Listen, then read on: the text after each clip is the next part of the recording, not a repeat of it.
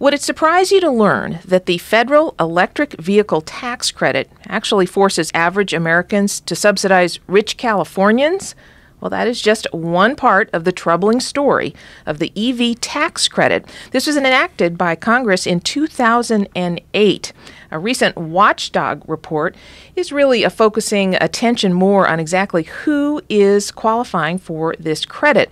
And two John Locke Foundation analysts have been looking at the data behind the credit. They join me now. Don Vaart is Senior Fellow with the John Locke Foundation, and Dominic Coletti is Research Intern. Welcome to you both. So, Dominic, let's start with you. Tell me why you decided you wanted to look into the data behind this credit. It's been going on for more than 10 years, and frankly, a lot of people probably forgot about it. Yeah, well, first, Don alerted me to it when the Treasury Inspector General for Tax Administration, or TIGTA, released a report basically outlining lots of fraud and abuse of the electric vehicle tax credit. And he asked me to take a look at that to see what I could find out about the tax credit, its implementation, and the fraud associated with it. And what we discovered, like you said, is that not only is it rife with fraud, it's also being used to basically, like you said, subsidize wealthy Californians, and the people who are paying the price for that are average Americans. So, Don, you have been interested in electric vehicles for a long time. You've written a number of pieces about it, available at johnlocke.org. Were you surprised at the results of the watchdog report as Dominic looked into this? Well, in a way, the fact that there is a federal program that seeks to incentivize some policy, the fact that it might have some fraud associated with it was not a surprise.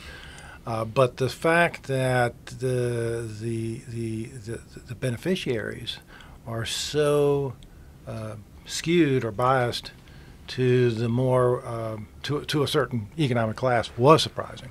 So tell me how that works then. So who qualifies for this, and how does it end up being that it's wealthy people who are taking advantage of this?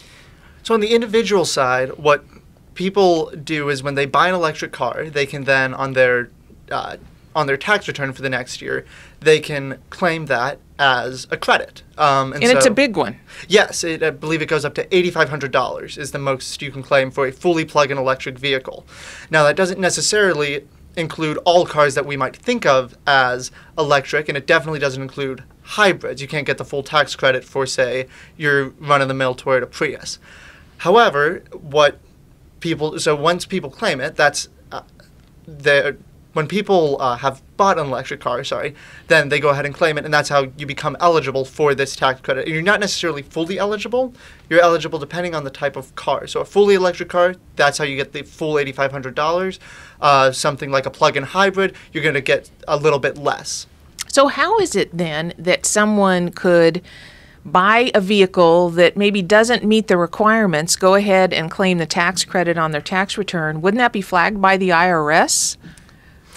You would think. And therein lies the story here. Right, exactly. So the TIGTA report said that the IRS needs a way to be able to check that. But the reality is that the agency is not doing a very good job of going through and actually verifying that the VIN number on the vehicles is the type of vehicle that's eligible for the credit. Now, that sounds kind of crazy because all right, I'm going to give them the benefit of the doubt and say it's more complex than perhaps what we think. But if there is a VIN number, and if you can check that to see yes or no, it meets the requirement for the credit, why is that not happening?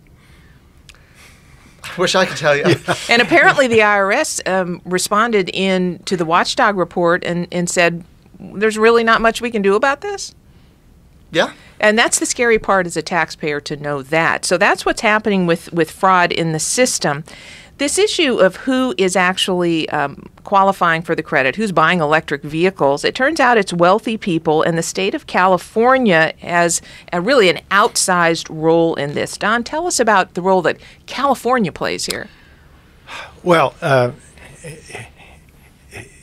fact is that there are a lot of more high-end electric vehicles, and I won't name names, So you have to have a little bit of capital before you go out and make this kind of purchase.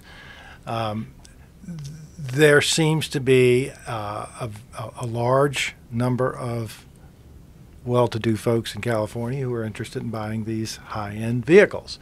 So much so that the statistics are completely skewed. And yes. How prevalent is California in this program? California makes up 40% of all claims for the electric vehicle tax credit. And if you include the rest of the West Coast, you're looking at more than half.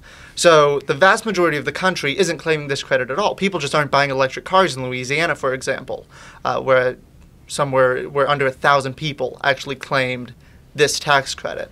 And the idea behind it was that, this would make the electric car more appealing for the average American. But part of the issue is that these are high-end electric vehicles, so even an $8,500 tax credit doesn't make them necessarily cheaper.